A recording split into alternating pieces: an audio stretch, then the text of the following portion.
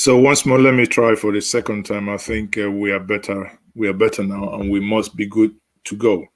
So once more, thanks for joining me this evening. I don't know what happened, but be that as it may, we are back. We must continue. Let us not be held back by any technological disadvantage or any technological hacks. But again, here we are. We must do justice to the topic we have chosen this evening. And once more, wherever you're joining me from, I say welcome to you. And thank you for being a part of this conversation. Honestly, I quite appreciate your time. I appreciate your patience. Even when things appear to have gone wrong, it doesn't matter. You've shown your dedication. I do not take your dedication to this platform for granted. I owe the successes that we've recorded to you. Without you, we will be absolutely nowhere. Can you do me a favor by just liking the video, sharing the video, and subscribing to the channel if you haven't? Now, quickly, I will dive in. As I was saying before, now, if you watch this video, you will understand what I mean. Where Wike is calling the Babangida Aliyu, the former governor of Niger State, saying that because he called him a dictator and that he was going to flog him. And you know, when you have a mental picture of flogging, you kind of think these are adults. I said in the previous segment that I would rather prefer that Wike flogs out hunger in River State, that Wike flogs out the smoke surge that is in River State. I've been to River State where all the zinc, all the roof in rivers is somewhat black. If anyone is watching this evening from River State, kindly please indicate and confirm. And I read a report that says that eventually that is going to affect the health and the lifespan of people living in River State. So for me, as a governor, that is the type of thing I would expect that you put more effort, not in all these baby-like arguments. That's the way I look at it. But let me dive in into this analysis. To flog the hell out of former governor of Niger State, Babangida Aliyu, for calling him a dictator. In this video that has now gone viral, Wike, during a press conference, warned the former governor that River State was not a state that people move around, claiming that they are fighting the People's Democratic Party. Let's take a quick look. Remember in 2014-2015, the same Aliyu Babangida was one of those who, with other governors, were going around to bring down PDP. And of course he was happy he did that. Today, look at the consequences. That is such a man that had the temerity, the audacity, to talk to a governor who still produced the highest votes in 2015. In 2015, what happened to him? He insisted that. Now, again, I said, without fear of repeating myself, I said it before, that when he talks about that his state produced the highest number of votes, and I said, I would rather want you to say that after my 6 years in office, that my state has produced the highest number of graduates, that my state has produced the highest number of first class holders, that my state has produced the highest number of in metal work and other related areas. Actually, not really just bragging about how you have, how you're going to flog a fellow threatened to flog the hell out of. I find that analogy a little bit, I found it a little bit irritating as an adult. Come on. The temerity, the audacity, to talk to a governor who still produced the highest votes in 2015. And so what? So, okay, now you produced the highest vote in 2015. Now, 6 years later, where are we? In 2015, what happened to him? He insisted that his own boy would be governor. In 2019, he insisted, and PDP lost. You see, the thing is only when you guys start fighting that you begin to tell us this truth. So basically, even before now, why haven't you, if you knew that he was imposing someone, so why didn't you say it? Why are you now telling us now that because he called you a dictator? Is it? Who is the dictator then? Who is the dictator? Up till now, even why the state congress cannot take place? Because they want to dictate who will be the chairman of the party. Ali thinks that it was that time they were moving around, say they are fighting the PDP. We have flogged hell out of him. Like, you should know, the River State is not where you think we have flogged hell out of him here. Njenje, Oh, wow. I mean, I don't understand what that means. Is it physically flogging the governor? I mean, I'm just trying to imagine how he's going to do that. But I mean, he also accused the former governor of dictatorship as well in this video. So, I mean, I think that they should find a way to tone down their rhetoric, really. Well, I don't speak macho grandstanding as a language. It's not one that I'm familiar with, so I have no idea what this means. Does it mean like a figurative flogging at the polls or something? Honestly, or I like don't know. literally It's take a physical, cane to him or a whip? Physical As in, flogging. That's what I mean. I'm baffled.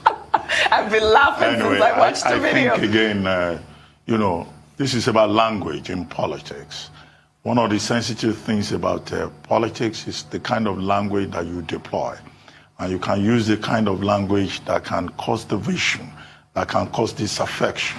And that is why, you know, we often appeal to politicians to tone down their rhetoric. Yes. Because the kind of rhetoric you deploy can, you know, even derail the objectives of good relations and internal democracy within the party. That's the first point. Now, Governor Wike and former Governor Aliyu Babangida, Dr. Aliyu Babangida, the Disbandment, the servant governor of Niger State for 2 terms. You know, they should just take it easy. What has triggered this is Dr. Aliyu Babangida referring to Governor Wike as a dictator within the People's Democratic Party. So there is a dimension about the politics within the party in this regard. And Governor Aliyu Babangida, as he then was, having a recent interview on television and saying that he and other northern leaders worked against the interests of then President Goodluck Jonathan, who was seeking a second term in office. But I think that, you know, the insults are unnecessary. There was a part of it that I saw you cut out when he said at PDP meetings, former Governor Aliyu Babangida will go and sit in front and he will budge his eyes out. You know, that was what he said. And that if he thought that this was the time when they were in government, if he tried it in the River State, he would flog the hell out of him. I mean, again, if you look at it, I know there's no seniority in among past governors or present governors, but Dr. Babangida Aliyu was governor before Wike. Yeah, but that means, honestly, it means absolute, for me personally, it means absolute nothing. But let me get to Rufai, because I do like Rufai's perspective on this, on some of these issues. Literally flog him? No. He's just saying that because he's upset, but political office holders should have more decorum in the way they speak. But I'd like to give Governor Wike an assignment. How about he flogs poverty out of Rivers State and unemployment? I mean, those are better things to flog. I'll be excited if he talks about that. And that's the problem I have with our politicians. They never talk about the main issue. It's always about them. Anyway, small minds talk about people. Now, you watching me, I would allow Rufai to go on, but you watching me, do you think that the way Tinubu's wife passed, I was there, I don't even know that I just called her a pastor. I think they say she's a pastor. But the way she talks tuggishly, do you think that she has anything in common with yes? So it's always about their other political enemies they talk about. Great minds talk about ideas. Yes. How about the governor talk very passionately about how he can stop the massive unemployment rate in Rivers State? That is going to about 47%. A lot of people don't have jobs. 47% of unemployment rate in Rivers State. And you're not talking about how you're going to stop that unemployment, or what are your strategies in reducing it. You might not stop it, but in reducing it, can we put timeline to them? Can we basically make them measurable and say, these are the milestones? And here, no, we can't. Close to 50% of the people in Rivers State do not have job. And here you're talking about... That led to the massive insurgency. How about talking about flogging away the environmental challenge in Rivers State? In Port Harcourt, there's a big problem with soot. People don't bring. That's the word I was looking for before. In Rivers State, that black cloud is called the black suit. Okay, that is engulfing the state, and he appears incompetent. Breathing good air. There's a study that says the lungs of an average person that stays in Port Harcourt for the next 20 years will be severely affected. Those are the issues. How about being very passionate about those issues and addressing those issues? How about flogging out crime in Rivers State, which Port Harcourt happens to be a heartland in terms of kidnapping in Nigeria today, and other forms of crime? So those are better things to flog. I'd rather the governor flogs all of those very nefarious acts out of his state rather than flog Governor Aliyah. He's not going to do any such thing. I'm sure he's going to call the governor my brother the next day. You see, don't die in this politicians' war. When they fight their war, don't die in their war. They're playing, they're acting. It's all Nollywood script. Well, when you say I will beat this person, you will beat that person. You don't know how fit the other person is. I know people who said, I will beat you, I will beat you. They ended up having a broken bones. All right, then. We'll take another story. Following the appointment of the new Chief of Army Staff, Major General Farouk. Remember, following the appointment of the new Chief of Army Staff, you remember the president couldn't go, according to Shehu. I can't even remember some of the names you guys called Shehu yesterday, but me, I nearly called him Shehu Garbage, but thank God I didn't call him Shehu Garbage, and I stopped myself before I called him Shehu Garbage, so I couldn't. Now, because some of the things he was spewing, he said that one of the reasons, or rather the reason he thinks the president didn't attend the burial was because he doesn't like people to suffer, meaning that he doesn't like that whenever he moves, roads will be closed. Can you beat that? And that's a country called Nigeria. Yeah. A video of soldiers jubilating with their commander has now gone viral. Let's take a look. It has been registered. The Kwas is standing right before you. Now, he said the Kwas. For some of you who don't know, Kwas, C-O-A-S, means the Chief of Army Staff. The abbreviation here. The Kwas is standing before you. But the jubilation, actually, I think it calls to question how we appreciate things in Nigeria. They just lost the former Kwas 4 days before, or 4 or 3 days before this video. Was there any need for them to have been jubilating in this way, as if that they are happy that the former one died? I don't know. I mean, I believe personally, I believe they were a little bit insensitive to the death of the former Chief of Army Staff. What do you think?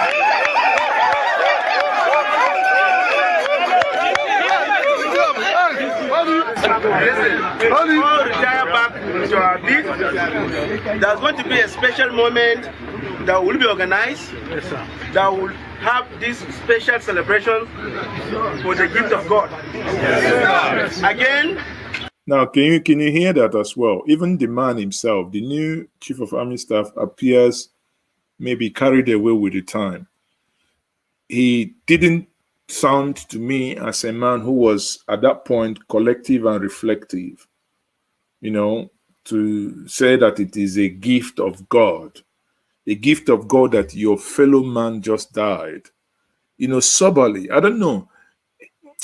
I think in leadership, we honestly need to work on the communication and body languages. There are times, even if you are super excited, but your outward projections to your subordinates and also to the nation should be something that, should basically send the right message. On behalf of the Kwas, I wish to encourage each and individual of us to go back. You yourself, your family, your people back home, to submit the new Kwas in the hands of God.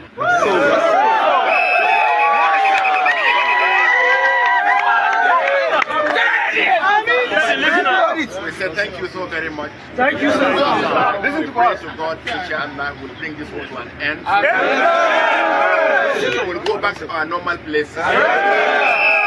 Commitment and dedication, we can do it. So thank you so very much for everything. You know, Njenje, I particularly enjoyed watching this video because it does appear that the soldiers' morale was high. You know, it was very impressive to see that for me.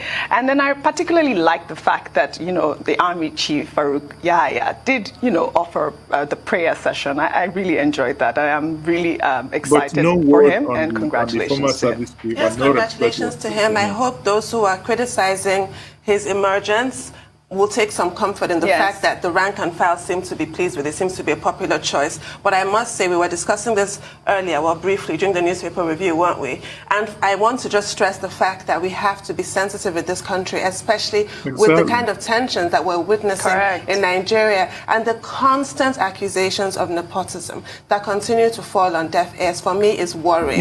Any federal government should be responsive. You have to hold yourselves accountable to the people who elected you. No government, as far as I'm concerned, really has the right to be so dismissive. People want a sense of inclusion. That is not too much to ask for in a country like Nigeria. It's not petty. I mean, I think that a lot of the time people try and pretend that, oh, it's all good, it doesn't matter, and, you know, these are petty considerations. They are, in fact, not petty at all. And this is the danger of precedent. President Buhari has created a precedent of violating Section 8 of the Public Service Rules, which states that if you have served 35 years of pensionable service, you must be retired or you attain the age of 60. He extended the terms of the last service chiefs then. So why can he not do that now to show representation? It's important. I feel like being dismissive of the call of the general. And you know, again, I said it yesterday, I said it over the weekend, actually somewhat relieved that not a Southeasterner has been brought on this role. But when you leave that aside, you go back to the issues of the moment, you look at it and you ask yourself, this guy is coming from Northwest. I think this Yakub Yahaya is from Sokoto, if I'm not mistaken. The of Nigerians is a really poor choice. Njenje, you're not alone in that thought. A lot of people were saying that, especially when he emerged from that part of the country. The argument about nepotism will never disappear, particularly under this administration, because if you look at the structure of the various security agencies, they are dominated by persons from a particular zone of the country. And if you look at other key appointments, there is also that challenge. And so basically, when you look at it now, as you know, as they were saying, you would understand that no matter what, there appears to be some, you know, nepotistic activity that has happened here, you know, that appear to be some nepotism at play here, because at the end of the day, it's about the people. It's about the people. So if the people do not have the confidence, in, you know, it's you know. He extended the terms of the last service chiefs then. So why can he not do that now to show representation? It's important. I feel like being dismissive of the call of the generality of Nigerians is a really poor choice. Njenje, you're not alone in that thought. A lot of people were saying that, especially when he emerged from that part of the country. The argument about nepotism will never disappear, particularly under this administration. Because if you look at the structure of the various security agencies, they are dominated by persons from a particular zone of the country. And if you look at other key appointments, there is also that challenge.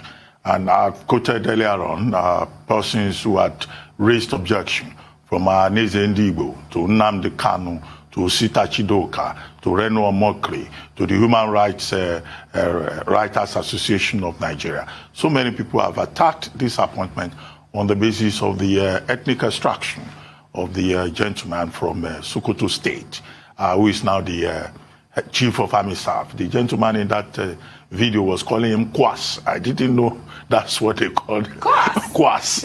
He was referring to the Chief of Army Staff. Oh, with a K as opposed to yes, but it's COAS. But what we expect is that now that this appointment has been made, the government itself will take note of the objections the concerns that have been expressed. And what people are pointing to is Section 14, subsection 3 of the Constitution, which talks about federal character in all appointments. Well, this government may not have been so faithful in that regard. So the point keeps coming up as part of the national question. But now that Major General Farouk Yahaya has been given the job, he has his job cut out for him. He has been involved as a combatant in the various theaters of war. And, you know, he comes to the assignment with very strong credentials and experience. He's been with the Multinational Joint Task Force. He's been commander of First Div. He's been commander of Operation Lafayette Dole, which is now Operation Hadin Kai. So he understands the issue. He's been force commander in charge of terrorism and counterinsurgency. So in terms of credentials, but what remains is for him to make that difference.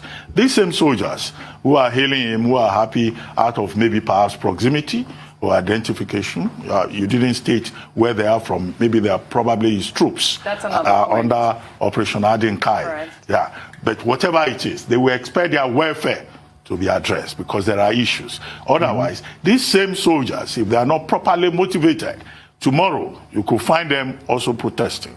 There is a report, somebody was quoting the Council on Foreign Relations, that in terms of leading the counter-insurgency fight, that he's been able to make a lot of difference within the last year that he was appointed to the position of commander of Operation Hadin Kai. He has to sustain that. And I made the humorous point earlier on that one of his hobbies is cracking jokes. Well, he's well informed enough to know that this is not about cracking jokes. He will not have time to crack jokes when he's in that position. He should go ahead immediately and begin to crack the heads of terrorists so that he can achieve the objective and the mandate to make Nigeria safe. But there's nothing wrong with laughter, Dr. Abati. No, it's not going to, otherwise the president will have given the job to Alibaba, or Sheyilo. Your analysis of the story. Dr. Abati, or give the job to us, as comedians. I mean, real quickly, so 3 issues for me. Number 1 will be, why is it that there's always celebration and jubilation heralding the start of any tenure of the Chief of Army Staff, but in the end it always ends in tears? And it ends in tears that we get fed up of them and we say they should go because they are out of ideas. Why? Is it really about the Chief of Army Staff or the structure we run? It's the structure, because when General Tairo of blessed memory got in, there were jubilations and celebrations. But a couple of months down the line, I think about the 1st or 2nd month, there was a story about some people dissenting the military, leaving the military, complaining about welfare. And we thought his emergence was going to fix every issue about welfare. So I think we should really focus on the structure. The second point for me will be about funding of the military. Our military is really underfunded. And a lot of money needs to be put into our military, especially at a point in time where we fight a war in this country. And I think, like Femi Falana puts it, a civil war in some parts of this country. I mean, because people are losing their means of livelihood. My third point will be this. Some officers will have to be laid off because of this. And we always see this thing about hierarchical structure, that once a younger officer assumes a higher position in the military, or maybe COAS, for instance, other officers in Cost 35 and 36 will be laid off because he's from Cost 37. But this was not always the case. And I'll go back to 66, 1st of August, when Yakubu Gowon got in. There was this case of disparity, because we all forget in a hurry that Yakubu Gowon was a lieutenant colonel. And you had the likes of Colonel Adebayo, you had the likes of Brigadier Ogudikpe, Commodore Wade, that were older than Yakubu Gowon. But he needed them, and he needed their experience. So what did Yakubu Gowon do? He promoted himself to a major general, and after the war in 70, to a full-time general. So how about we look for a structure where we can still use this general, rather than... So sorry again, this thing keep happening, but I think this evening I got to just try to find a way to make it much quicker. So sorry again, this thing keep happening, but it appears like what I was trying to say without even noticing that we are offline again is regarding what Rufai was saying. It is always a bad idea And I don't know why we operate that way. Why we should allow people who are younger to take over, and the moment that happens, the ones that are older in rank will desert the service. They will retire. They will resign. And once this happens, you begin to ask yourself, in the middle of prosecuting a serious war in the Northeast, in some part of Northwest, where you have insurrections, or rather, some will call it banditry and terrorism. But rather than deal with that in a very swift manner using the experiences, because obviously a general who has probably put in 20-something years in the army, honestly, is not a small person, and is not someone you could just ignore. It's not someone you could just ignore just for ignoring's sake. So what I'm going to do now is, obviously, I think we are done with it. I will go to the last bit of the story, which is on the Brekete family. It really is really sad that Ahmed Issa, as many of you will know, there was this documentary by British Eye. They've done a documentary, and when they were part of this documentary, Ahmed Issa, or people call him the ordinary president, was seen on camera slapping people. You see, the thing is, he's a human rights lawyer. You cannot fight abuse of power with abuse of power. What he did at that point was abuse of power. The lady he slapped did something, poured kerosene on top of a young girl's hair and lit it up. The hair got burned. You can see scars everywhere. Yes, the police, no one could do anything. This lady or the family came to Ahmed Issa, and he was intervening. As part of that intervention, in anger, he reached out and slapped this girl. I know, in Nigeria, everything suddenly boomerang from there. His license has been suspended, and now he has apologized. At least I've seen him on multiple, both on Facebook, both on Twitter, on multiple times that he and Colin Adebayo. How about that approach? After a video where he was seen for a clear violation. We'll take our final story. The Brekete family show under the Human Rights Radio, hosted by Ahmed Issa, has been suspended by the National Broadcasting Commission for a clear violation of the Broadcasting Code. The NBC claims in a statement that it has, over the years, warned and fined the station over the show's repeated cases of abuse and denigrating remarks to its guests. The show's host came under fire early in the month after a video where he was seen slapping a woman who set her brother's daughter on fire went viral. Barely a week after the incident, Ahmad slapped yet another man on the show. Like it will go by the people that are present here, so they'll now put out their names here. So you can't write their names? That is way. I mean, this is horrible to do. I mean, his license has been suspended, but also the suspension goes on for 30 days. And that's what a lot of people are outraged about.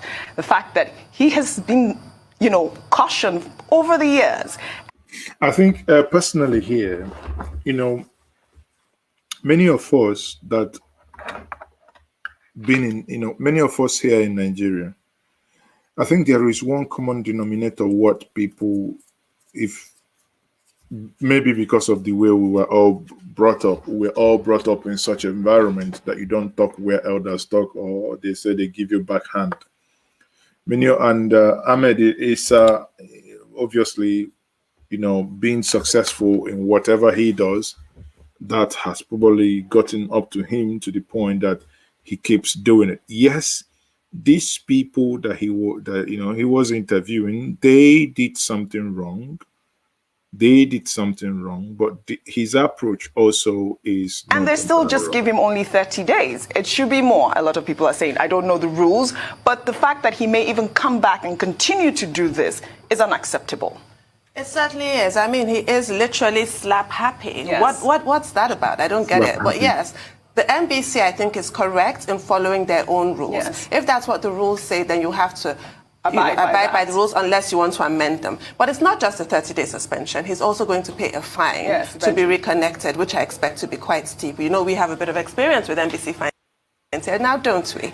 Now, what the NBC, I think, are trying to establish is that whether or not you apologize, you still, and you're forgiven, you must still face the consequences of your actions. Because, you know, I think Oyenimo has a very brilliant point here. He says, unfortunately, we picked up days at school, primary and secondary school, from our teachers. Honestly, it's an abuse.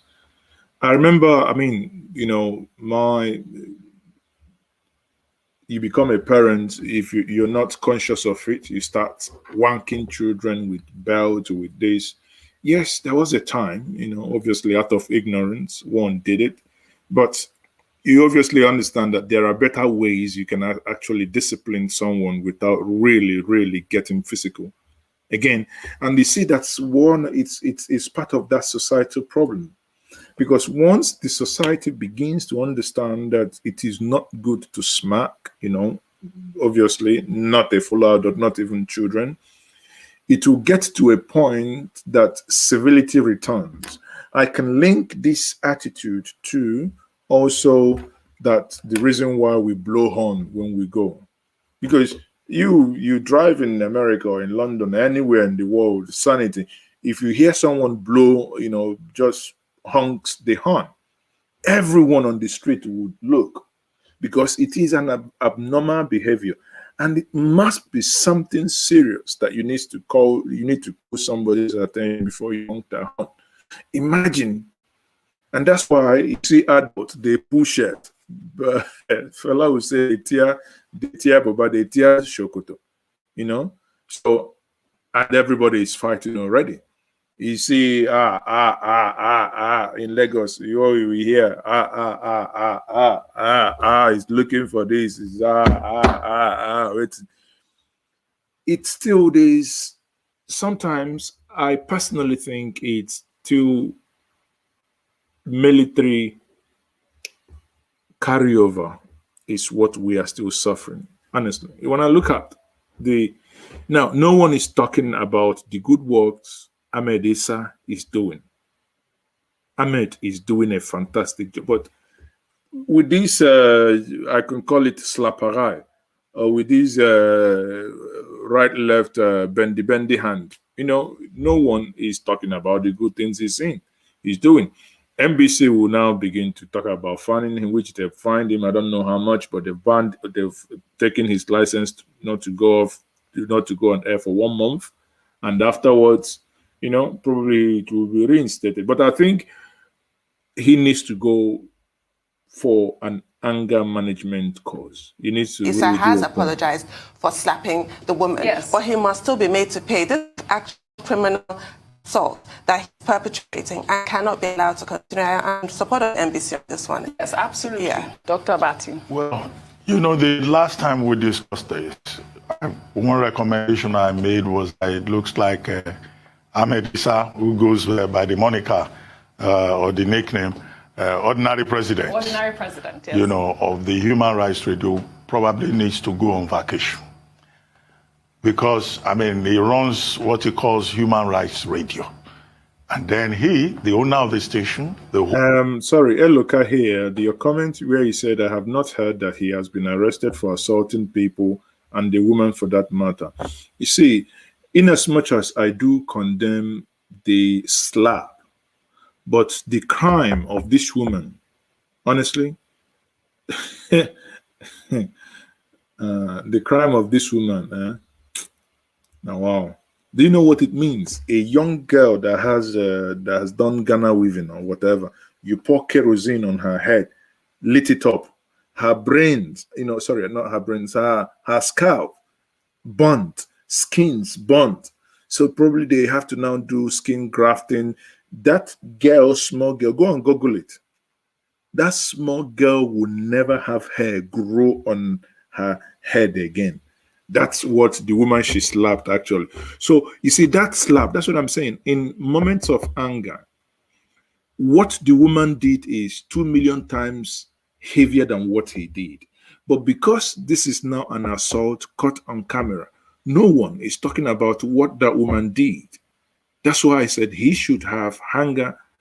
Oh, I'm now speaking like someone from Ondo Abiakure. I said anger management issue. Most of the family program on the same station.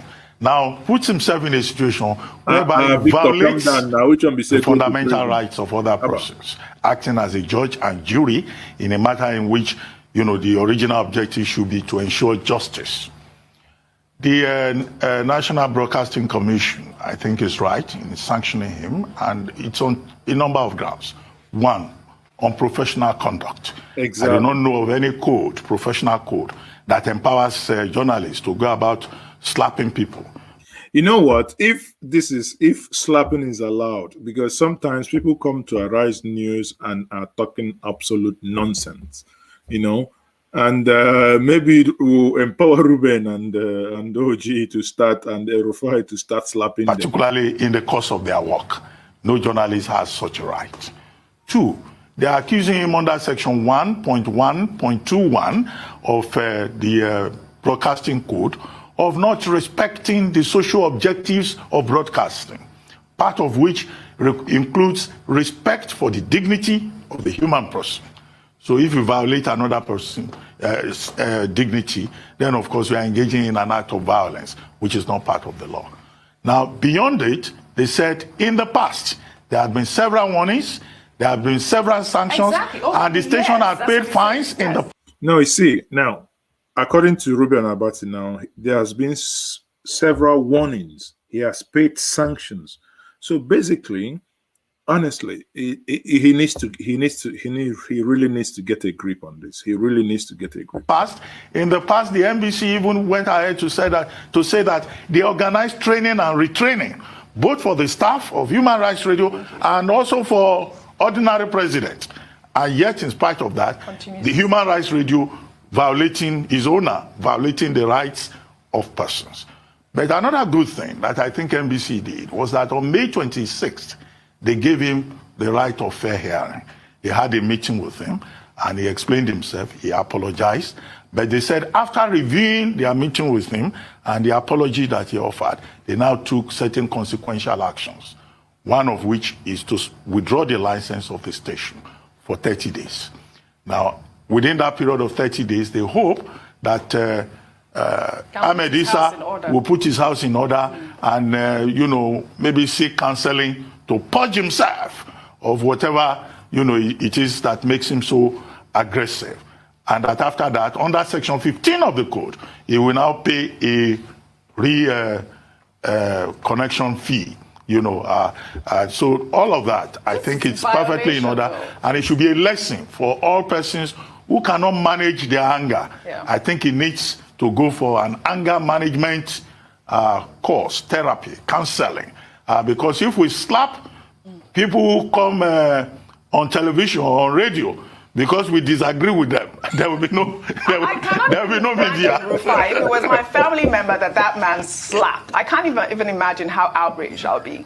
I mean, it's quite shocking. He's supposed to do, justice to people that society has denied justice. That's supposed to be the goal, but he's missed it. And the NBC will definitely come in hard on him because they've been warning for quite a time. So 2 points. The first point will be, he should examine himself properly and he should check himself because this case is bigger than this. The police also called him. There's a story running now that Peter Nkanga, the journalist that did that report, is actually threatening the life. Ahmed Issa is threatening the life of Peter Nkanga. He sent people with his number to call him up and threaten that they will kill the journalist that did the report in the first place, the BBC journalist. Secondly, I'm even more perturbed because when you look at the Human Rights Radio and his donors, you wonder, is this the kind of person people like MacArthur Foundation are giving money for human rights issues? Because they gave him a grant. I think it's about $700,000. That was most of the bulk of it he used to set up this radio. So it's not right that an NGO like MacArthur's money is being used to violate the rights of people. So I'd like to get MacArthur's comment on this, MacArthur's Foundation comment on this, because they gave the bulk of the money to set this up. But the embassy needs to clamp down. And it's a lesson, most importantly, for all of us. You are never bigger than the country. You're never bigger than the law. Even if you claim you want to help people, you still need to respect people. Very well said, Rufai. Thank you very much. Thank you, guys. That's all I have for you guys on what. Anyway, so that's, again, I don't know what you guys think about, I don't look at it. It is indeed very, very wrong for him to have done what he did. It is wrong for him to have done that. But, consider and you might forgive him for also just because of the things he does. But I think he really needs to get his act together. He really needs to get it together and begin to make amend and change the way he handles some of these things. Now, to the final point before I open the line, here I have the Oni of Ife, and recently made a speech that I found so interesting. I said, thank God that people are beginning, or rather, that some of them at some, at some level are beginning to actually say things that the ordinary man, woman on the street, sometimes they do not say or they do not talk about.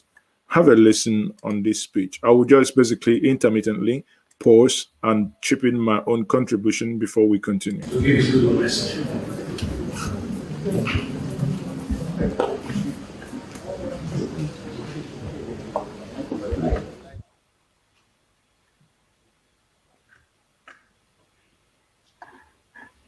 We don't have any other place. The nation belongs to all of us. We're here talking. The organizer, Honorable Speaker, spoke first, welcomed all of us, followed by the Senate President. We all know their positions in this country.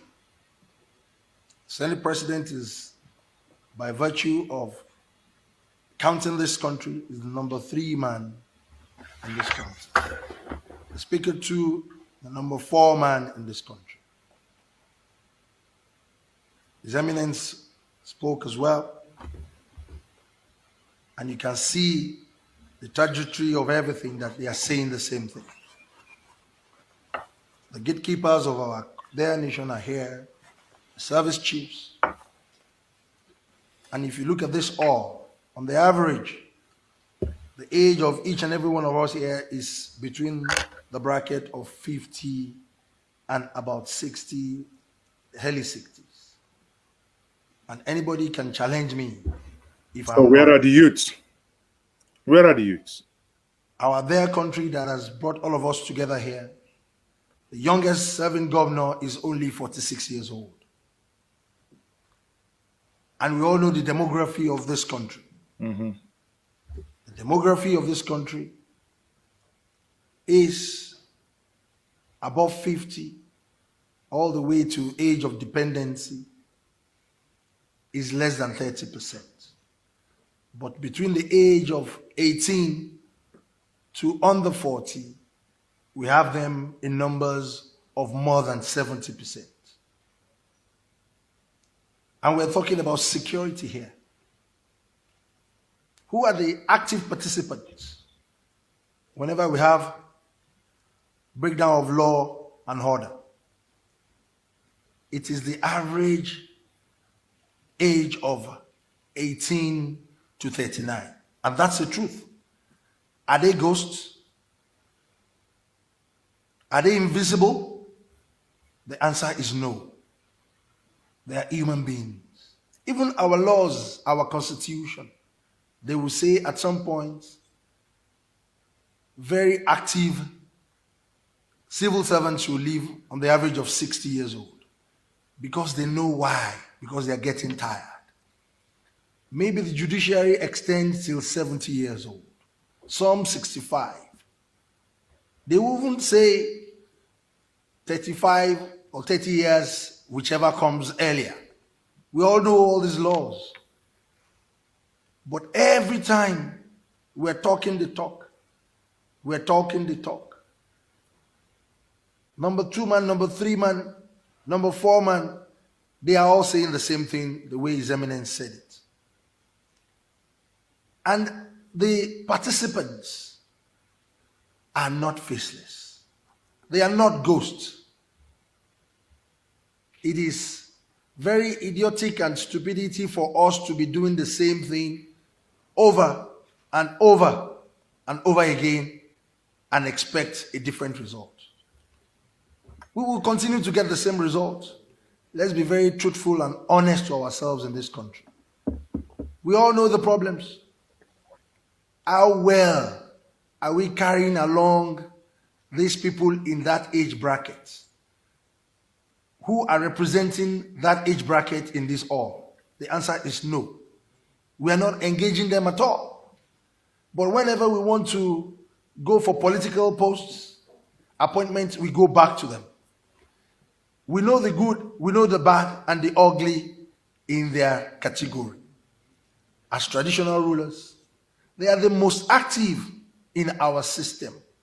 Let us tell ourselves the truth. They are hungry and they are angry. I repeat, they are hungry and they are very angry. All of us that are here, I'll be very happy if anybody can raise up their hand and say, I can go to my area of constituents, my local governments, and I can stay there in peace for 1 week.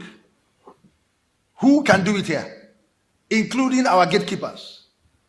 Who can do it here? Including the Senate President, including the Speaker. But you left the traditional rulers. You left district heads, the baales, to continue to stay there. And you are saying all will be well in this country. We are the ones facing these youths. We know their problems. And we have been talking every time. You sit in beautiful offices and you all think all will be well. Let us be very truthful in this country. Look at this beautiful building. As beautiful as this building is, if the foundation is wrong, the entire building will collapse because the foundation has a problem. Now he's getting to the point. Before now he's been, in my estimation, he's been beating around the bush. Now he's getting to the, to the point. The point is that the foundation of the nation called Nigeria is fundamental issues, and that foundation is wrong. That this foundation ought to be looked into. Now, there are many propositions as to what it will be the best way to look into this foundation. Is it a total dissolution, but that is knocking the building down? Some say, okay, you can do some adjustment and add pillars here and there. And others say, okay, you can partition it into 5, 6, 7 flats for people to deal with their own, in these flats, they can deal with themselves however they want to.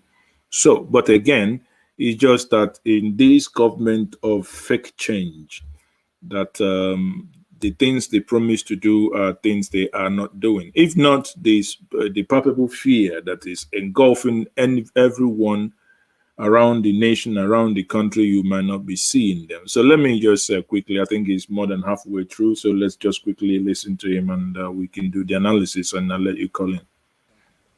In this gathering, the Senate President mentioned the key factor, the collapse of local government. It has collapsed. Let's be very truthful to ourselves. It has completely collapsed because that's the only arm of government that is, number one, the foundation of this country. You don't have any other foundation. We are only building on a castle that has been completely broken down. That is the foundation that will gather the most active age bracket for you in this country. You say we have 774 local governments and several wards. Where do we have the wards being put together? It's under the local government constituency. They are underfunded. You don't even reference them for anything. You don't even care about their administration. Where did we get it wrong in this country? We all have faults, all of us here. If we keep talking every time, we will not get any result. It's getting worse. They are getting more emboldened. They are now very bold and they are ready to face anybody because they are hungry and they are angry. Let us change our strategy. Let us change our style. You leave this age bracket. If there will be a problem, you will give them guns to start to move around. You will never see anybody above our age in our comfort zone here that is really ready to face the music. It's very important for all of us to know that we are not all safe. We are not safe at all. Let us engage a lot of youth organizations that are very relevant, that understands the local government administration, the governance within every district, every category of the localization of this country. It's very important for us, and continue to engage them in every program we do in this country. You have neglected that category completely. The whole we are right now, you have neglected them because they are not represented here. They are not at all. So what are we going to come out here to talk about?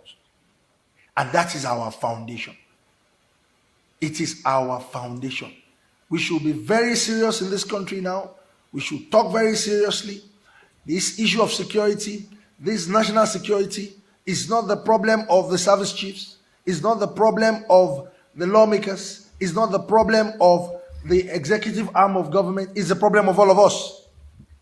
How many of this active population that are under you that you are taking care of? What's the essence of you being a politician? That you cannot even move around freely. You cannot. Nobody. Do you think Abuja is only Nigeria? Or Lagos is only Nigeria? 36 states of this country. Some people are there, you left them, you abandoned them, and you are making laws and you are administering. What are you administering? I do not know. So let us talk to ourselves very seriously. The people that are not ghosts, these people that are agitating left and right, we need to engage them. We need to actually engage them and separate the corn from chaff. We know the good and the bad amongst them. We can easily separate them by engaging them, draw them closer. And I will give you a good example from my own community. If a Modakeke war has been the very strongest communal clash in southwestern Nigeria, it's been on for a very long time. But what did I do? A very practical experience. I decided to engage the youths. For me to engage them one-on-one so that I can separate the bad one and the good one. Something happened recently. We almost had another breakdown of law and order. The boundary line of the two communities, some people started shooting sporadically. And the two communities started converging and moving away from the boundary lines. And they were agitating. The war has started again. The war has started again.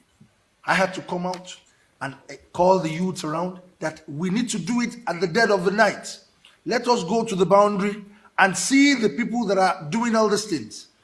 Lo and behold, we went to the boundary and we realized that the youths of the two communities are trying to protect their own territory. At the end of the day, it is just an artificial noise that they are just raising.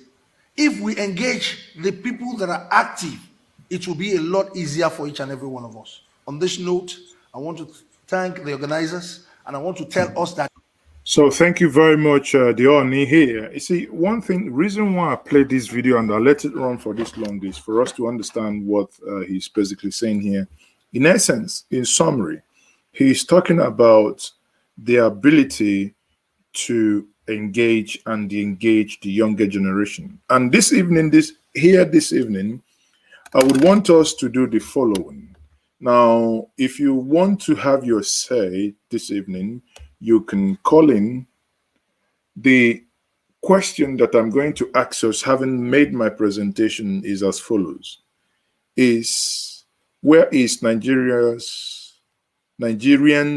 problem situated? Or rather, Nigeria's problem, where is it situated?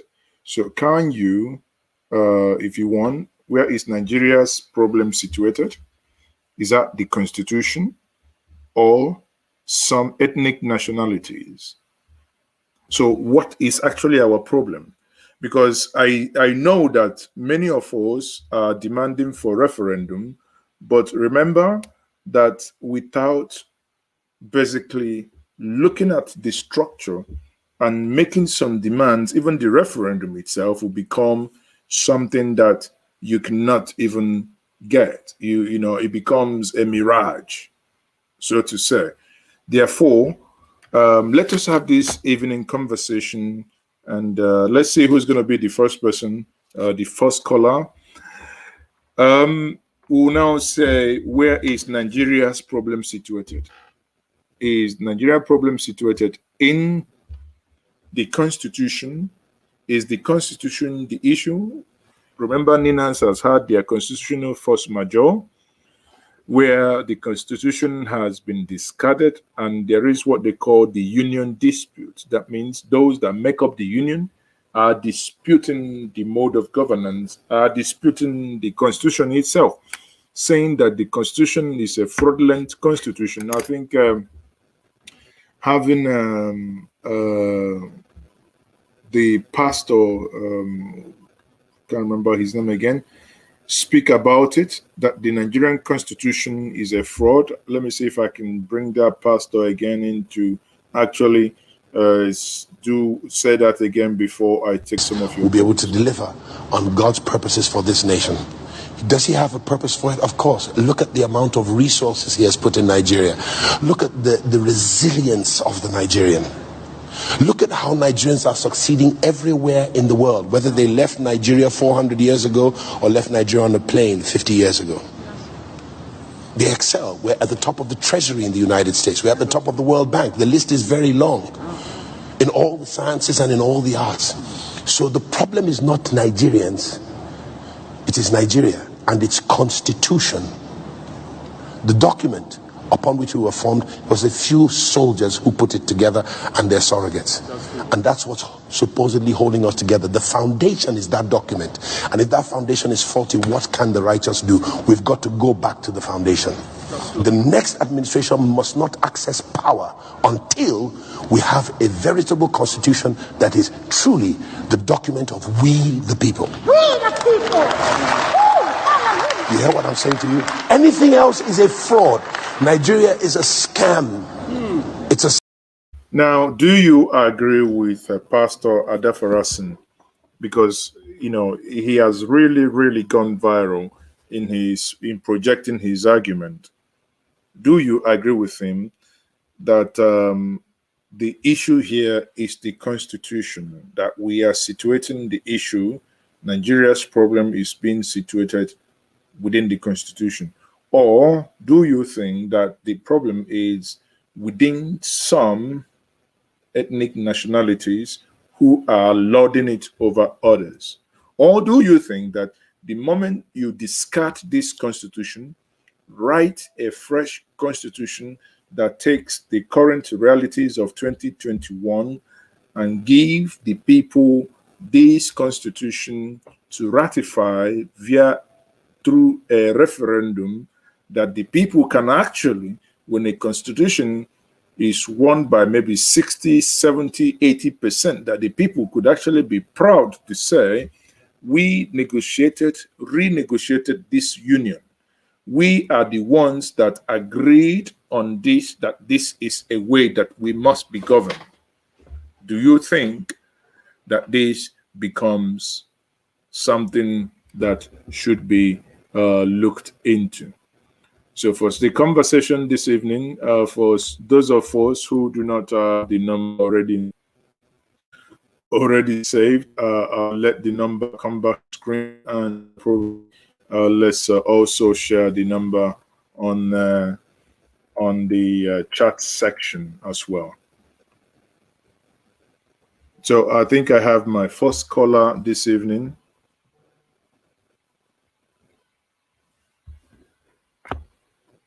Yeah, hello, good evening. You are speaking to Mazes, okay.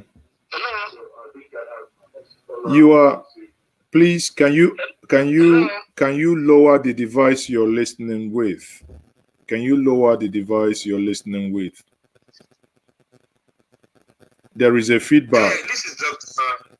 Okay, yeah, I can hear you now. Go ahead. Can you hear me now?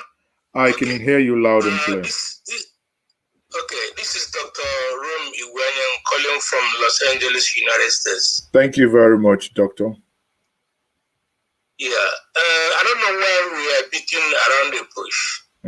Everybody knows that the Decree 94 of the military constitution is the problem Nigeria is facing. Decree what?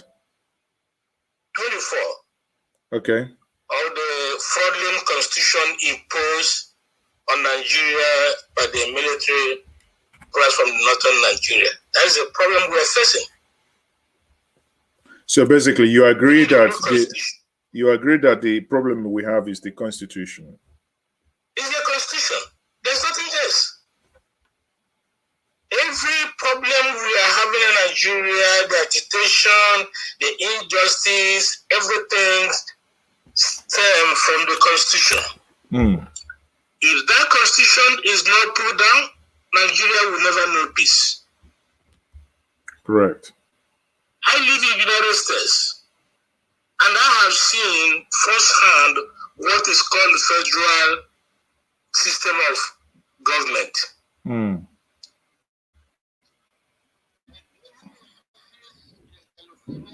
Texas is controlled by the states. We have state police. I've attended 4 universities in the United States. Wow. Each university that I went to have their own police. I heard in that in America they have over 1,000 police units. Hello? Go ahead again. I heard that in the United States of America that they have over 1,000. They have over 1,000 police units. Oh yes. Okay. Oh yes. I live in a tiny city of Inglewood. We have our own police. Okay. Then even in a secondary school, every secondary school in Inglewood has police unit. And the problem that arises in a secondary school, like you go and call somebody from the state. No. The unit in the secondary school will handle the problem. So I don't know why, I'm sorry to say this, I don't know why the Fulani oligarchy is resisting true federalism. Well, you see, the truth is no one who controls power relinquishes power by easily. So I think it is time for the people to either, sadly, create an alternative. If they don't want, then they can keep whatever they control, and the other people will leave them behind. Sorry, but that's I cannot see any other solution. I mean,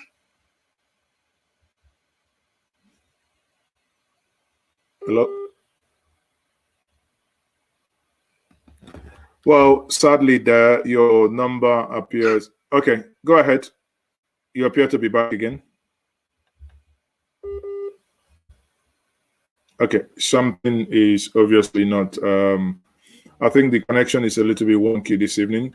So, but let me show us something actually, because I've been digging on this thing. You remember people said that Uronsi was the one. Okay, I think the caller is back again. Yeah, hello, you are back again. You are speaking to Njenje Media TV. What I'm saying is that the progress of Nigeria is held back because of the fraudulent 1999 constitution. Okay. And we can never go anywhere without pulling down that constitution. So right. So when people talk about referendum, then how do you then get referendum with that same fraudulent constitution? Well, the referendum, I think the 1999 constitution does not have the referendum. Yeah, but it is a must. That's what the people are demanding. That's why they are. Of course, everyone, Yoruba is determining to be self-determination. Igbos are doing that. And that's the right of individual. Yes. It's your inalienable right. Yes. It's a God-given right to reach your potential. So do you think with this current amendment exercise, some say in futile, that these people currently engaging in constitutional amendment, do you think that is going to get us anywhere? Or do we have to totally take that constitution, put it in the bin? Now let me tell you this. I read and I heard the senior president instructing the southern governors who call for restructuring. Then how do you think that the jabbery they are doing now will get us anywhere? If the senior president bemoan the southern governors who are calling for federalism. So this nonsense they are doing, just a jamboree, is useless. It's useless. All we want is true federalism, ground the new constitution. We don't want this nonsense.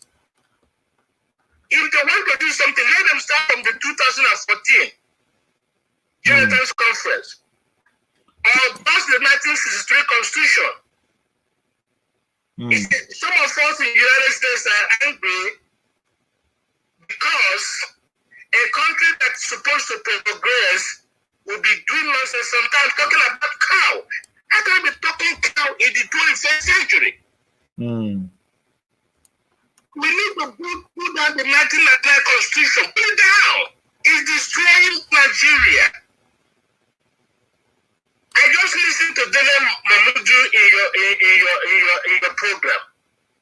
It's either we resolve this thing peacefully or we go in peace. But I don't want any war. If the Fulani is trying to enslave everybody, then the Southerners and the Middle Belt have to strategize to get themselves away from Nigeria. Because the Fulani, I'm sorry to say this, Fulani Caliphate is our problem as Nigeria. Okay, so what is going to happen? I can see that some people are beginning to, have different opinion.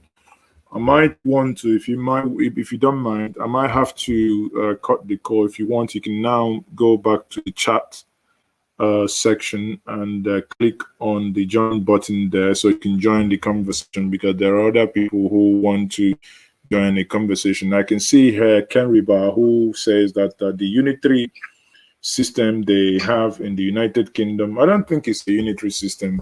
The United Kingdom, United Kingdom doesn't have a unitary system. So I would probably, yes.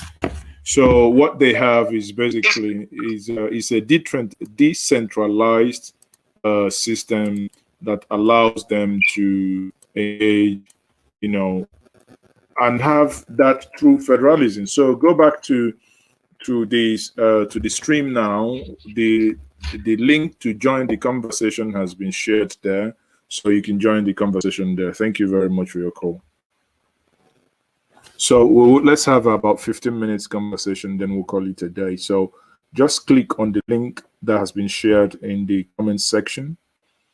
It will bring you into the studio. Then we will have these conversations and see how it goes. Because I can see that some of you are already ringing, but it might be better that we have this conversation together. So what I have here on screen is, because it is a fallacy when people say that sorry, if you're joining the conversation, please make sure you put your device name to reflect your name, please. Okay. So what I have on the screen here shows when you know, when people make these erroneous arguments that Euronsi was the one who destroyed the system that we had since independence that was working. Even the military, when the military took over power, they never touched the system. The regions were still intact. The regions, even when they killed Euronsi never touched anything.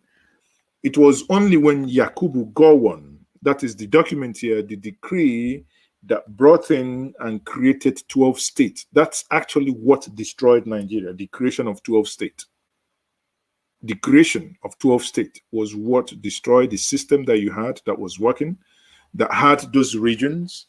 Yes, if more regions were created not to spite certain people, ask yourself, regions were, or rather states were created just to weaken the eastern or the old eastern region. And the moment that happened, you can see that we became, in the words of Professor Yomi Osibanjo, he was that is where we are, you know, that's why we are. That is why we are where we are. Okay, in the words of Professor Yomi Osibanjo. I think I have the first person joining this conversation, Noddy Coin. Bring him in. Noddy Coin, can you quickly turn on your camera? If you're joining this conversation using that link, can you join and put on your camera? Oyenimo, Eloka, Victor, you all can join this conversation. We can make it quick and snappy. And some of you are saying that the only thing that is going to, the only option is for disintegration. I mean, that's an option, that's an opinion. Two options must be given: deadline, referendum, or bloody disintegration. I don't think no one wants to see anything bloody, please. Enough life has been lost in 67 to 1970. Therefore, I keep saying it, those that want restructuring, those that want the new constitution must begin to come up with their own constitution, how they want to govern themselves. It comes to a point where if others don't want, you begin to implement the constitution that you've agreed with your own, you know, kith and kings. Let's take, for instance, Ozo Kwiokeke is watching from the United Kingdom. So, Notcoin Media, are you there? Yes, I am here.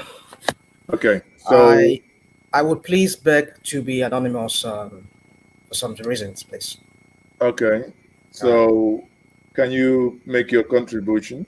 Yeah, you see, it's just it's tiring when you sometimes talk about Nigeria and the problem in that country. It's, for me, it's like sometimes I just get tired of talking about the country sometimes. But what are we going to do? It's our country. We just have to look for a way where we can all live together, regardless of our ethnicity, our background, and the rest. Well, I think everybody, it's been said every time. Some people really talk about the real problem that country has. It's just the foundation.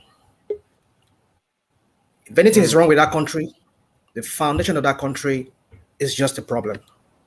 Be it we talk about it from 1914 during the amalgamation, or subsequent years after then. The country has never had a structure. What the country currently have in that country is not a structure. So until that structure, like the Oni of Ife talked about, which he says if that foundation is not there, there's no way that country can move forward. And so-called foundation, which they said they keep bringing up every time, like the Constitution of 1999 Constitution, or the different confab they're talking about. It seems everybody seems to have different solutions to that to the problem of that country, but there's all just one single solution. Which is? How do we agree on that? Is that what? Go on, please. What's that single solution? Well, you see, it's the Nigeria problem is not a thing we can just say. I mean, this is just the exact solution. But I think there's just one thing that I think if we can go to, which is the foundation of that country. And what is that foundation is what really constitutes that country, which is the constitution. With the different ethnic nationalities in that country, we all need to sit everybody down and ask them how ethnic nationalities have sat down in 2014 and they've decided on something. Okay. Because we won't be where we are today if those resolutions reached. Yes, it's not going to remove all the problems, but at least it will go a long way in reducing it and in reducing the tension as well. Well, yeah. While I agree with you that Good Lord Jonathan's is it confab or I think the confab or the Good Lord Jonathan. While I agree that it could have perhaps solved some problem. But what I'm trying to say is, I think you mentioned something earlier. You said we need a constitution that addresses the current situation.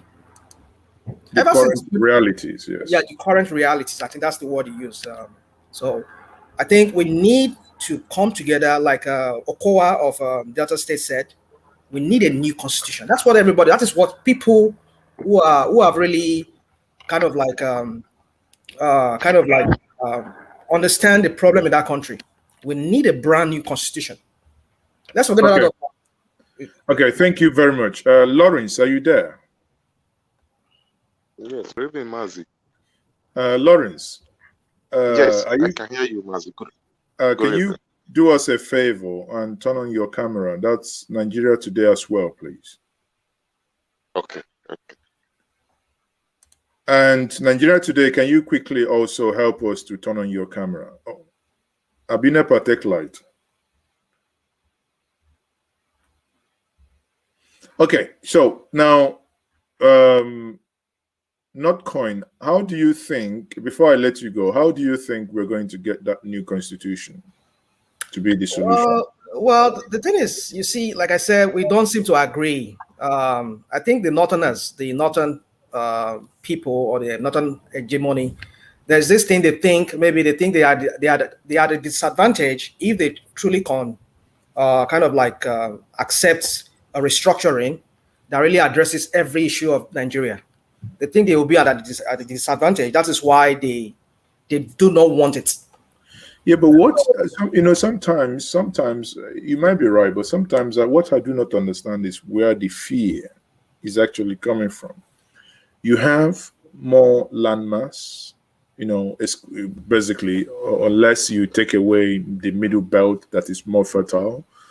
You have more sunshine that you can actually use solar to generate energy and sell to other parts of the nation. And what is there to be afraid of? Well, that's the problem. You see, the problem of the Northerners is that they've allowed their religion, the so-called Islam and whatever, to really make it a backward region of Nigeria. They don't have elites that are, even though they claim to be educated, they don't have elites that are innovative. It's all about religion, and self-promoting, and just to make them. But if I want to play the devil's advocate, if you look at the data that shows internally generated revenue by states, it would then appear to you that even close to 70% of the states within Nigeria today cannot even sustain themselves.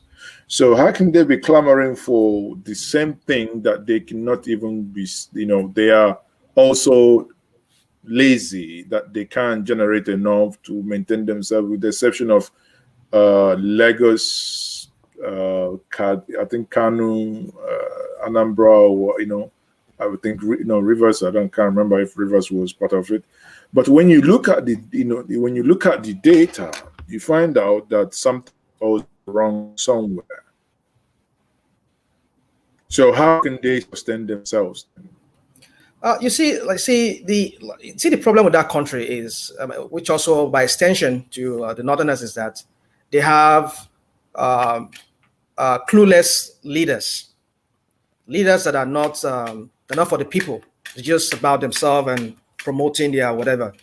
Like you said, like you rightly said, I remember a friend of mine from the United States here who once went and did a walk in, so I don't want to mention the place, somewhere in the north, to install solar panel. That was back in 2001. And he installed this thing, this solar panel for this state. And in fact, that was first of its kind then. But then when it reached the time for them to pay him up, they could not pay him. I mean, at the end of the day, you said what? Why wouldn't they pay him? Well, there's a lot of story to that story. I don't want to go there. But at the end of the day, this my friend died. They killed him. I mean, he was poisoned, and they had to bring his. I mean, he's a Nigerian. He's a Nigerian, but then he lived here in the United States for so many years. But let me just. What I'm trying to say is, you see, the problem with that country is that people are so corrupt. The leaders are corrupt, and they're not really. Even that project I tell you, this project I'm telling you, the guy spent millions of dollars on it. They never paid him, and the whole thing is just there up to this very day. So what type of project would they do without any form of talking about payment or anything? I mean, he did a project for them, install solar panel somewhere in the north, or north, very extreme north. I think it should be somewhere around. I think is it this Zamfara area. I mean, that area. Let me just. I don't want to be too precise as to that. So what I'm trying to say is, these people, because there's a lot of politicking to it, a lot of they just want to, I don't know, whatever it is, Nigeria, you know, Nigeria with that shadiness and everything. They did not really pay this guy. This guy did his job. And at the end of the day, the guy went back asking them for his money. They just play him until the guy, I don't know, somehow they poisoned the guy died. So let me just leave that story. What I'm just trying to say is, when you have people that are backward thinking, that doesn't think of, I know that Southerners too, they have their issues too. It's the same thing that they have in North. But the problem about South is that we have learned and progressive leaders, but they also really?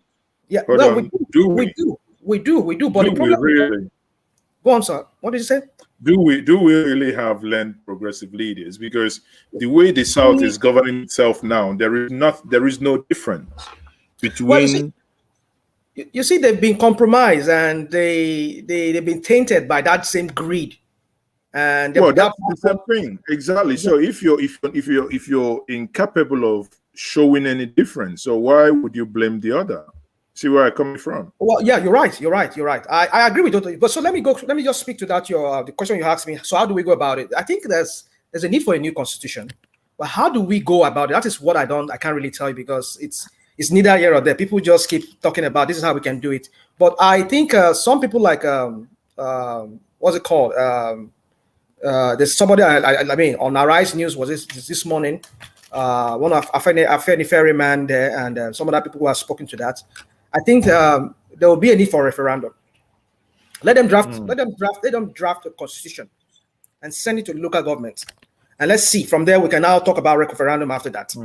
So I think that's the only way to go about this. But the thing is, we did not allow it. The northern elites, the northern leaders, we didn't allow it because they feel that they just want to sit down on this oil, the crude oil from the south. And they say man is not God. If I were to be God, wallah, you wake up tomorrow, there will not be any oil, so that we'll have a brain reset. Yeah, that's the oil will just dry up. So it's either we die or we start using our brains. Yeah. So you and I were talking about what they could generate from the north, like solar. Yeah, they could generate solar and supply to the rest of Nigeria. But if there are people that are thinking, they should have at least think about this. And maybe just leave that oil, because this oil is going to, in about 10 years from now, I think people will not be talking much about oil anymore, because we're talking about now of renewable energy. People are going to renewable energy, green energy. So, I don't know where Nigeria is going to be when they don't even have any plan from now. So the point I'm trying to make is this.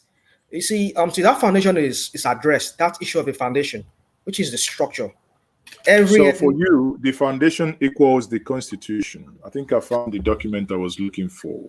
Yeah, you see, every building must have a blueprint.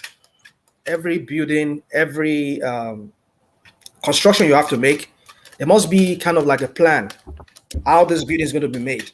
And so it also talks about the plan, how the plan is to be made. So it's on this. Someone is saying in the comment section that Tinubu won't allow it. So how true is that? Say that again, please. Repeat. Can you repeat that? That Tinubu will not allow it. Then how true is that? What does Tinubu got to do with it? Will not allow what? Say that again, please.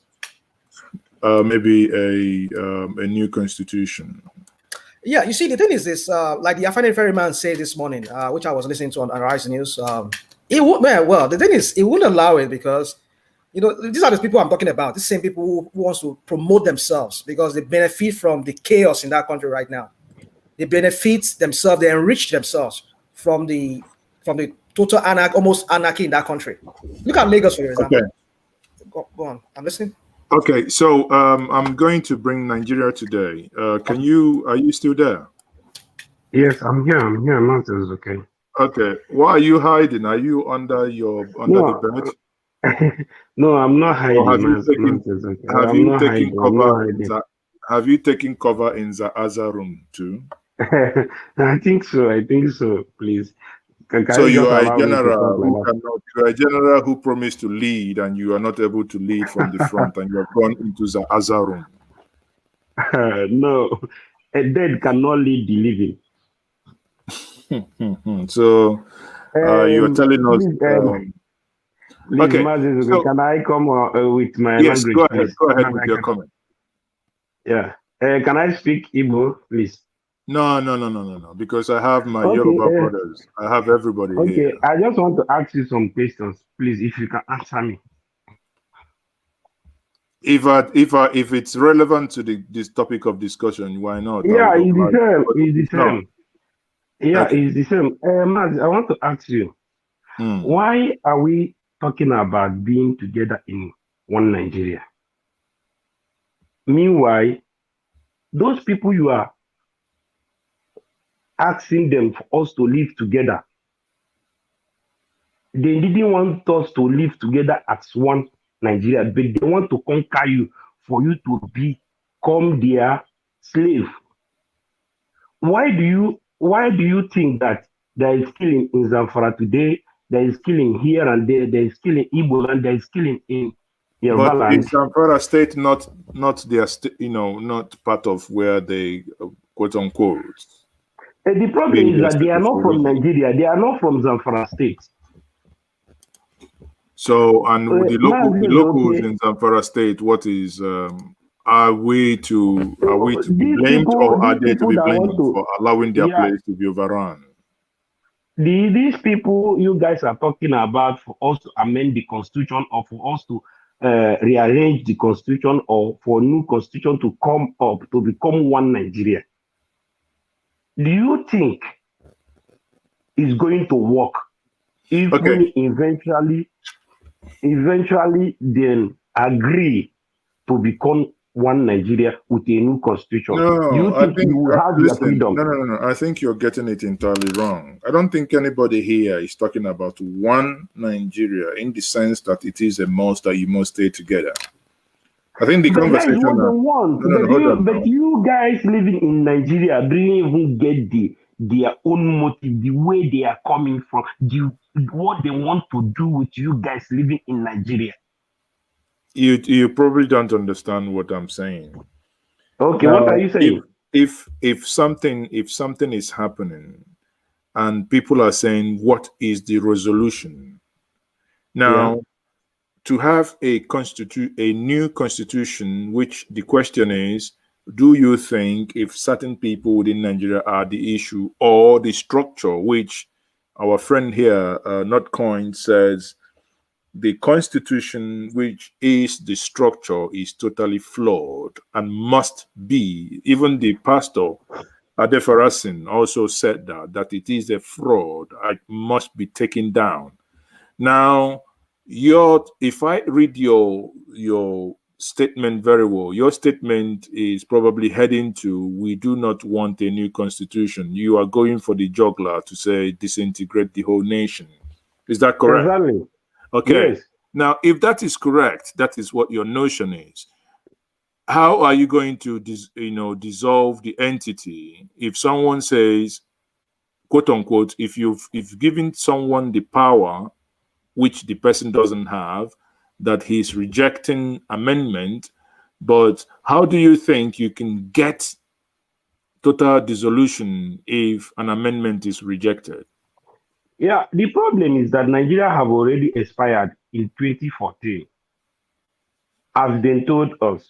Yeah, but that's not the question I understand? asked you. Can you come back? Yeah, No. Can you come back to the question? Let's not play around the issues. How are we? Wait, how are we going to do it? We are going to do it once we know that Nigeria has already expired. That is all. That is my answer. So, and you said it, Nigeria has expired, and you have not done it. No. Yes, you know that Nigeria has expired, but you haven't done it. You see, listen, my brother. I think sometimes we oversimplify these things. There is nothing, even if you tell people today you're going to fight war, you go and fight. Remember, after fighting war, you must come back to a desk, a round table, and reach for a resolution. The question is, if you know you're going to, maybe it can take you time, you come for a resolution, which is, if it doesn't suit you anymore, you want your own nation, then people can begin to get their own nation without fighting war. So which one is easier and which one is better to do? To just go, pardon me, but I will use this phrase, to stupidly go fight war eventually and come back to a negotiating table. Isn't that very stupid? See, let me tell you something. Let me say something. Everywhere in this world, all these developed countries, even where I am today, there is war. They fought war before this country started. Haven't we fought war before? Yeah, because the war we fought it in let me say, I will just use in a wrong way or in a right way, but the powers that be, they don't want us to live. They want us to become one. You're moving the goalpost again, my good friend. We are staying with reality. Then you move into the powers that be. You mean that there is another power controlling you beyond what? Exactly. Nigeria was made You're moving as into the realm Royal of Niger company.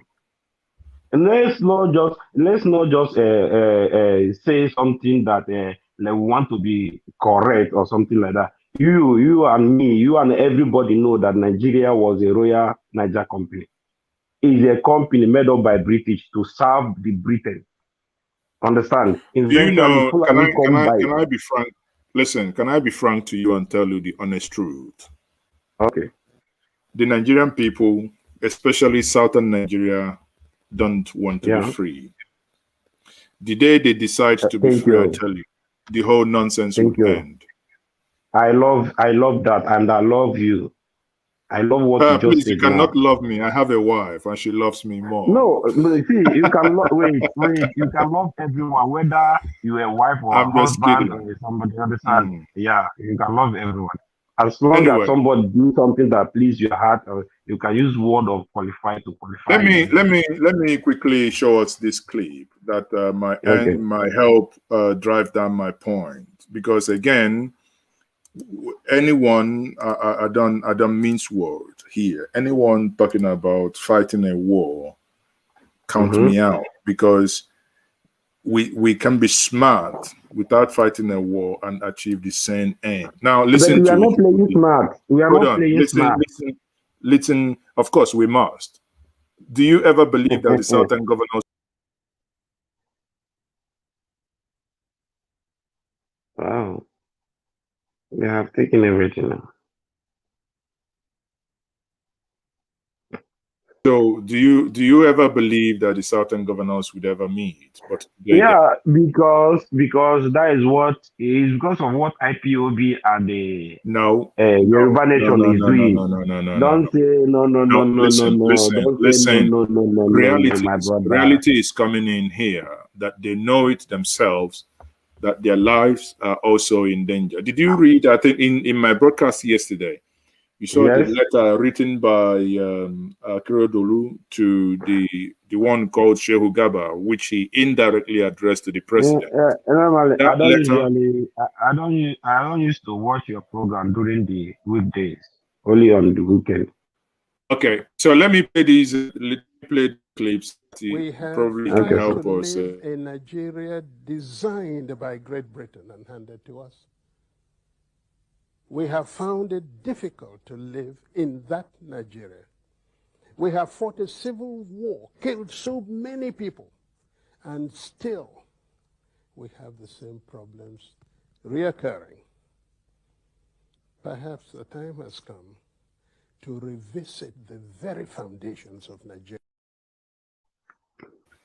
Did you hear that? You know what I said? Yes, I hear. No, I heard it. It's the same thing that I said. So, Nigeria was meant for serve the British people. Eventually, Fulani people just came around. You're mixing. Sorry, that's not what he said. No. That's not what he said. That's not. He wants to be politically correct or something like that. It's the same thing. Listen, do you not listen, or you have your own mind? You don't want to hear any other thing? No, I'm listening. Sir. Exactly. Okay, so what I played you a video, and maybe again now assume you have never watched this video and listen attentively again. We have tried to live a Nigeria designed by Great Britain and handed to us. We have found it difficult to live in that Nigeria. We have fought a civil war, killed so many people, and still we have the same problems reoccurring. So let me take another person. Hold on there. I would try to live. Take another person. Let me take not Coin Media. What do you think about this? I'll take before I take the person on the telephone. All right. Just opposing what the discussions we've been having so far with the clip that I just played now. What's your view? Like I said, some of us or some people do understand the problem of Nigeria, like what Niku said, rightly said, and no doubt that was the reason why the war was fought. And in my own opinion, I would say to some extent that war was justified in a sense, because only that there are hypocrisy. You know, we humans, we're always hypocritical. Well, let me not go into those stories, those histories of what happened, what transpired, and all of that. But in my own opinion, he was right, and I think Nigeria needed to be renegotiated. We need to renegotiate that country. That's the key word. I'll stop you there. Let me take the caller on the line. Hello, can you hear us?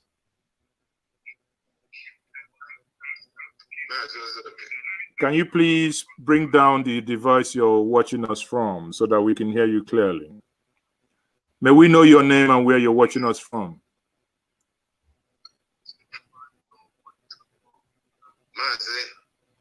Please, can you turn down the device you're watching us from? Is bouncing back.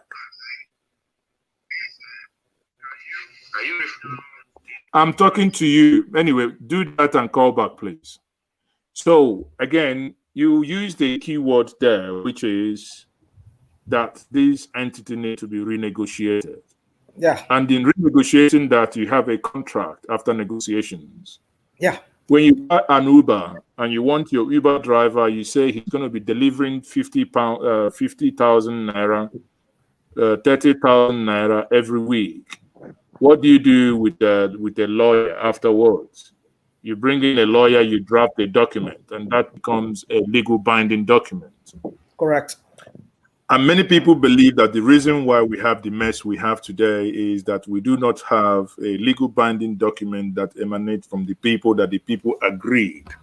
That's it's right. just like Abiola normally say, you cannot barb a man's hair in his absence. Correct. And many people in Nigeria believe today that their hair has been barbed, plucked, shaved. even there is another one. The women folk help me out. I think it's called something stone. What's it called? Can't remember. So it is a bone. Yeah, bone straight or straight bone. So our hairs have been bone straight, or bone whatever. Well, I understand. Let's go on. We've won. Yeah. So at the end of the day, people are saying that this is not our constitution. That is actually how the fight started. Yeah. Yes. Well, for me, what I see is that you see, there's not a quick. There's no one straight jacket fix for Nigeria. Exactly. I just feel, but one of the things is if we can address that foundation first, all of that things can come.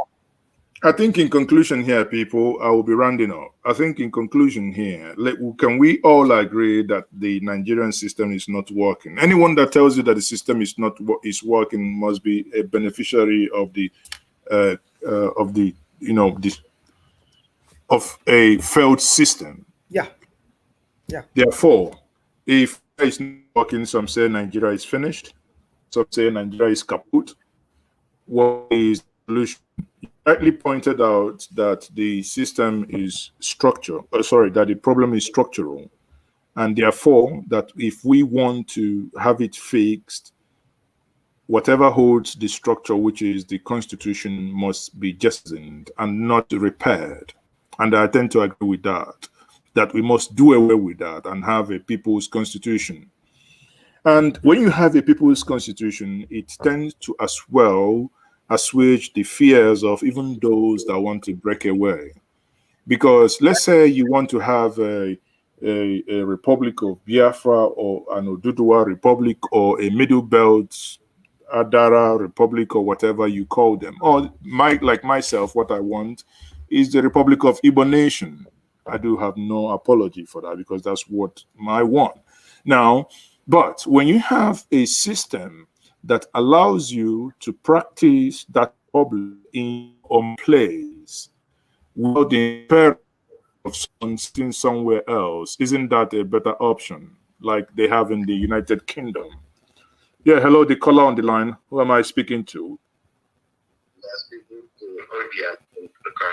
Can you please speak up? You say I'm speaking to Obian now? You're speaking to Mr. We only had Mr. Oh dear. Are you sure this is your telephone?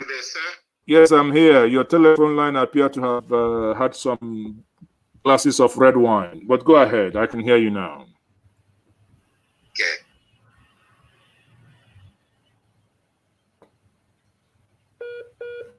Very, very. Topic about so that I can. No. If you're not following, it's not something we can. Sorry, but if you haven't been following, I don't think it's about the topic. But if you just. Your line is really, really terrible. Sorry about that. So, Coin Not. So, what's your concluding thoughts on the way forward? Well, the way forward is, like I said, I've been saying, it's just we need to renegotiate that country. They need to sit down. And this crop of leaders that they call themselves the elites, I don't think they should be allowed to renegotiate that country. But what can we do? They seem to have the means to violence with them. So they might just be allowed to do that. But the only way I think that the thing can be really be the people's constitution is, even after they draft it, they need to take it back down to the local government, let people go to the various local government and consult and see and have their own input. From there, they send it back to state and back to federal, and then a referendum needs to be done on that. That's what I think.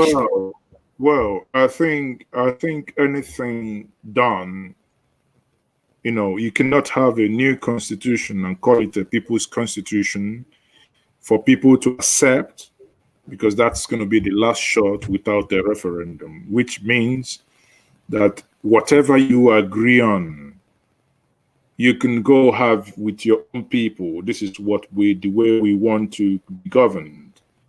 I do not have any problem if 12, 14 states come together and say, we want to practice Sharia and we want to become Islamic region. Any day you see me within your region, cut my hand, because I'm not going to come over, right?